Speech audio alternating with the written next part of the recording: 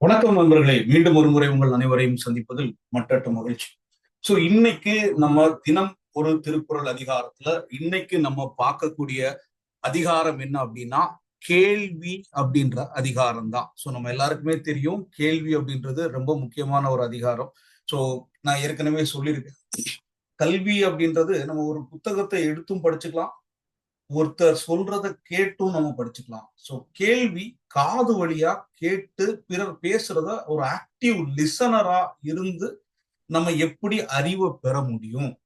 கேள்வி அப்படின்றது ஒரு மிகப்பெரிய செல்வமா வள்ளுவர் சொல்றாரு. அதைத்தான் நம்ம இன்னைக்கு இந்த தினம் ஒரு திருக்குறள் அதிகாரத்துல பார்க்கணும். நான் ஏற்கனவே சொல்லியிருக்கேன், கல்வி அப்படின்றது நூல்ல இருந்து படிக்கலாம், நம்ம பிறர் சொல்றத கேட்டு படிக்கலாம், அதுக்கப்புறம் வாழ்க்கை அனுபவம் அதுவும் ஒரு கல்விதான். இந்த மாதிரி வள்ளுவர் சொல்றாரு. அதாவது கற்க கசடர கற்பவை கற்பவை கற்றபின் நிற்க அதற்கு தக அப்படின்றாரு. நம்ம படிச்சத வாழ்வுல இம்ப்ளிமெண்ட் பண்ணணும் அப்படின்றாரு. அறிவு அப்படின்றது அப்பந்தான் அறிவு அப்படின்றத சொல்றாரு. கல்வி, கேள்வி, அறிவு அப்படின்றத கனெக்ட் பண்ணி மூணுமே கல்விக்காக வேண்டி வள்ளுவர் ஸ்பெஷலா சொல்லியிருக்காரு. அந்த வகையில கேள்வி அப்படின்ற அதிகாரம் தான் இன்னைக்கு நம்ம பார்க்க போறோம். முதல் குறள் எல்லாருக்குமே இந்த குறள் தெரிஞ்சிருக்கும். செல்வத்துள் செல்வம் செவி செல்வம் அச்செல்வம் செல்வத்துள் எல்லாம் தலை அப்படின்றாரு வள்ளுவர். அதாவது ஒருத்தருக்கு ரொம்ப பெரிய செல்வம் அப்படின்னாலே கேள்வினால எல்லா விஷயத்தையும் கேட்டறியக்கூடிய செல்வம் தான். அச்செல்வமே எல்லா செல்வங்களை விட தலையானது அப்படின்றாரு வள்ளுவர். எப்பவுமே ஒரு திருக்குறள் அதிகாரத்தை எடுத்தாருன்னா அந்த அதிகாரத்துக்கு ஹைப் கொடுப்பார். கல்விதான் பெரிய கல்வி சொல்லும்போது கல்விதான் பெரிய செல்வம்ன்றார். கேடில் விழும் செல்வம் கல்வி ஒருவருக்கு மாடல்ல மற்றவை அப்படின்றார். இங்க செல்வத்துள் செல்வம் செவி செல்வம் அச்செல்வம் செல்வத்துள் எல்லாம் தலை, எல்லா செல்வங்களை விட தலைமையானது அப்படின்றாரு வள்ளுவர். சொன்ன கேட்டு அறிவை வளர்த்துக்கணும் அப்படின்றாரு. அந்த அறிவை வளர்த்தாலும் பத்தாது, அந்த அறிவை நடைமுறைப்படுத்தணும். நிற்க அதற்கு தகன்றார். அந்த மாதிரிதான் செல்வத்துள் செல்வம் செவி செல்வம் அச்செல்வம் செல்வத்துள் எல்லாம் தலை. அடுத்தது இரண்டாவது குறள், செவிக்குணவு இல்லாத பொழுது சிறிது வயிற்றுக்கு ஈயப்படும் அப்படின்றார். அது என்ன, செவிக்கு உணவு இல்லாத பொழுது? நம்ம வயிற்றுக்கு தானே உணவு இது பண்றோம். வள்ளுவர் என்ன சொல்றாருன்னா, நம்மளுக்கு சாப்பாடே எதுக்கு கிடைக்குது அப்படின்னா சாப்பாடு தான் ரொம்ப முக்கியம் இல்லையா? சாப்பாடு மூலமா தான் நம்ம வாழவே முடியும், உயிர் வாழ முடியும். வள்ளுவர் என்ன சொல்றாருன்னா, இந்த சாப்பாடு எதற்காக இருக்கு அப்படின்னா, இந்த உயிர் வாழணும். அந்த உயிர் வாழ்றதே எதற்கு அப்படின்னா, செவியில நம்ம கேள்வி நிறைய கேட்டு அறிவை வளர்த்துக்கணும் அப்படின்றாரு. செவிக்கு உணவு இல்லாத பொழுது சிறிது வயிற்றுக்கு ஈயப்படும். அதாவது எப்போ சாப்பிடக்கூடாது அப்படின்றாரு, எப்பவுமே கேள்வி ஞானத்தால அறிவை தூண்டிட்டே இருக்கணும், அதற்கு சப்போர்ட் பண்றதுக்கு தான் நம்ம சாப்பிடணும் அப்படின்றாரு. நம்ம சாப்பிட்றதே கேள்வி ஞானம் பெறுறதுக்காக வேண்டிதான். நம்ம உயிர் வாழ்றது கேள்வி ஞானம் பெறுறதுக்காக வேண்டிதான் அப்படின்றாரு. காதுக்கு உணவாகிய கேள்வி இல்லாத பொழுது அதற்கு துணையாகிய உடலை ஒப்புமாறு வயிற்றுக்கு, அதுக்கு அந்த நம்ம காதுல கேட்கணும்ல, அதுக்குதான் வயிற்றுக்கு சாப்பாடு கொடுக்குறான் அப்படின்றாரு வள்ளுவர். செவிக்கு உணவு இல்லாத பொழுது சிறிது வயிற்றுக்கு ஈயப்படும். செவிக்கு எப்போ அப்படின்னா செவிக்கு தான் ஃபுல்லா உணவு கொடுத்துட்டே இருக்கணும். அந்த செவி சிறப்பா ஃபங்க்ஷன் ஆகிறதுக்கு தான் சாப்பாடே சாப்பிடுறோம் அப்படின்றாரு வள்ளுவர். கொஞ்சம் சாப்பிடணும், நிறைய கத்துக்கணும், நிறைய கேள்வியில உங்க காதுகளை துளைக்கணும் அப்படின்றாரு வள்ளுவர். செவிக்கு உணவு இல்லாத பொழுது சிறிது வயிற்றுக்கும் ஈயப்படும் அப்படின்றார் வள்ளுவர். ரைட்டு. அடுத்த குறள் போலாம். செவி உணவில் கேள்வி உடையார் அவி உணவின் ஆண்டோரோடு ஒப்பு நிலத்து.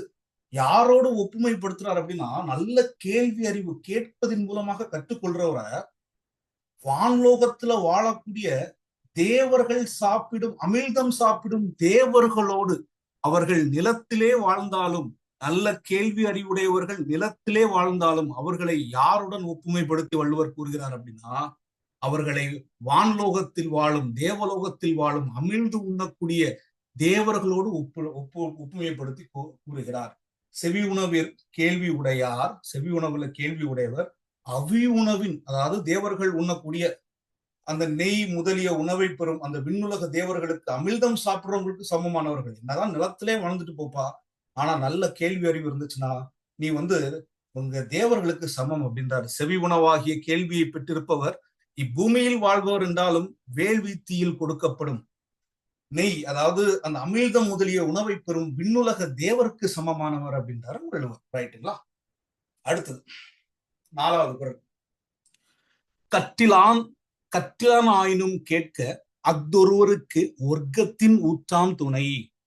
சரி, ஸ்கூலுக்கு போய் படிக்க முடியல, இல்லைன்னா ப்ராப்பர் எஜுகேஷன் படிக்க முடியலனாலும் அந்த கேள்வி ஞானம் கேட்டு கத்துக்கிறது மூலமா அது தளர்ந்தவனுக்கு, வயதாய் தளர்ந்தவனுக்கு நடக்க முடியாம இருக்கும்போது எப்படி ஒரு ஊன்றுகோலாக இருக்குமோ, ஒரு ஊன்றுகோலாக, ஒரு ஸ்டிக்கு மாதிரி, கைப்பிடி மாதிரி அவங்களுக்கு இருக்கும் அப்படின்றாரு. கற்றிலான் ஆயினும் கேட்க அஃதொருவருக்கு ஒர்க்கத்தின் உற்றான் துணை அப்படின்றாரு. நூல்களை கற்காவிட்டாலும் கற்றவரிடம் கேட்டு தெரிந்து கொண்டால் அது நடை தளர்ந்தவனுக்கு உதவிடும் ஊன்றுகோல் போல துணையாக அமையும்.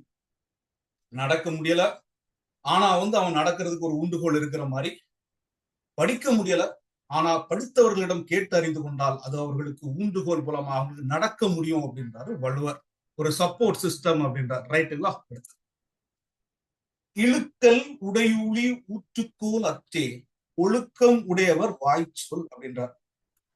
இப்போ நமக்கு ஒரு சிக்கல் வருது, ஒரு சேட்டுல மாட்டிக்கிட்டோம், வழுக்கும் தன்மை உடையக்கூடிய ஒரு நிலத்துல நம்ம நடக்கிறோம், ஸ்லிப் ஆகக்கூடிய இடம். நம்ம வாழ்க்கையில பிரச்சனை வரும்போது அந்த ஸ்லிப் ஆகும்போது நம்மளுக்கு ஒரு ஊன்றுகோல் கிடைச்சா, இப்ப நீங்க வழுக்கி விழ போறீங்க, ஒரு ஸ்டெப்போ இல்லைன்னா ஒரு கம்பியோ ஏதாவது ஒண்ணு உங்களுக்கு கிடைக்குது, பிடிச்சிடுறீங்க, நீங்க வழுக்குறதுல இருந்து தப்பிச்சிருவீங்க.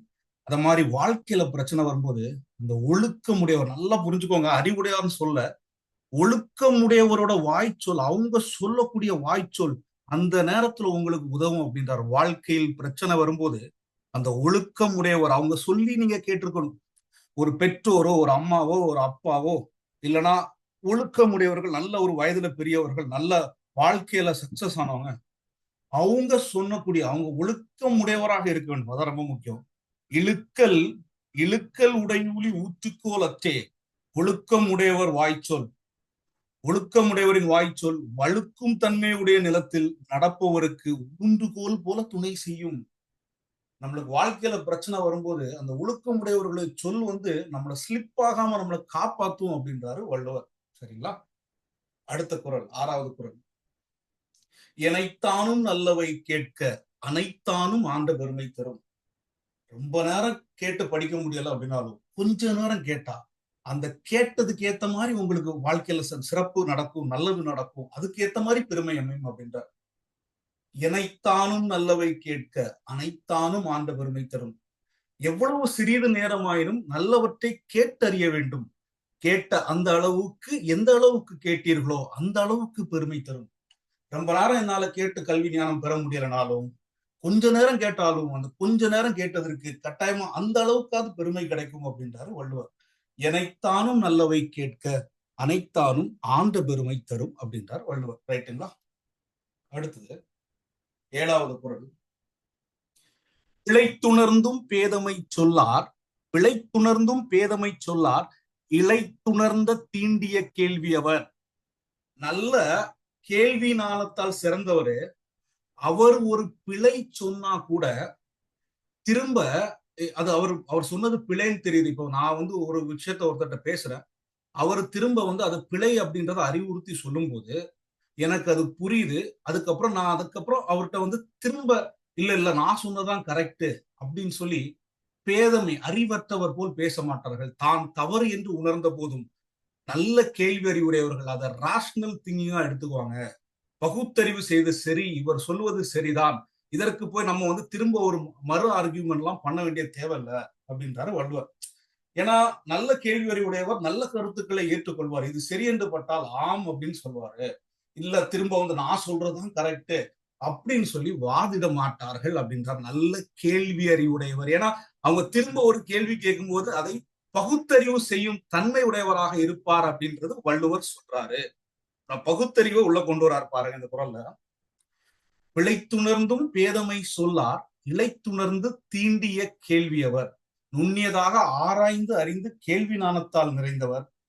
பிழைபட உணர்ந்த போதும், தான் தவறு செய்து என்று உணர்ந்த போதும் அறிவட்ட சொற்களை சொல்ல மாட்டார்ப்பா, நான் சொன்னதான் கரெக்ட், அதுக்கு ஒரு ஆர்குமெண்ட் வச்சு அதுக்கு ஒரு ஸ்டாண்ட கொடுத்து கரெக்ட்னு சொல்ல மாட்டார் அப்படின்றார் வள்ளுவர். பிழைத்துணர்ந்தும் பேதமை சொல்லார், இழைத்துணர்ந்து தீண்டிய கேள்வியவர், நல்ல நுட்பமான கேள்வியறை உடையவர், தாம் தவறு என்று உணர்ந்தாலும் பேதமையான சொற்களை, அறிவற்ற சொற்களை சொல்ல மாட்டார் அப்படின்றார் வள்ளுவர். 8வது, கேட்பினும் கேளாதவையாகவே கேள்வியால் தோற்கப்படாத செவி. கேட்பினும் கேளாதகையாவே, அதாவது காது இருந்தும் அது கேக்குதுன்னு இருந்தா கேள்வி அறிவு இல்லை அப்படின்னா அது காது கேட்கறதுக்கு சமம் இல்லை அப்படின்றார். கேள்வியால் துளைக்கப்படாத காதுகள் என்னதான் கேட்கக்கூடிய தன்மை இருந்தாலும் அது செவிடுதான் அப்படின்றார் வள்ளுவர். கேட்பினும் கேளாதகையாகவே, அதாவது அது காது கேட்டாலும் அது கேளாததாக செவிட்டு காதுன்னு தான் சொல்றாரு.